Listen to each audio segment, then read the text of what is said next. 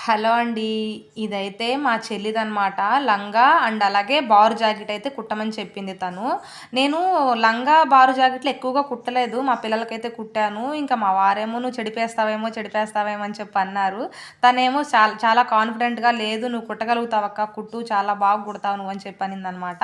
అందుకని నేను మొత్తం ఇంకా ఎలాగైనా సరే బాగా కుట్టాలని చెప్పేసి నిదానంగా అయితే కుట్టా నేను. లంగా అయితే అయిపోయింది. కంప్లీట్ అయిపోయింది. ఇంకా బ్లౌజ్‌కి హ్యాండ్స్ ఏమో ఇలా బుట్ట చేతులైతే చెప్పింది తను.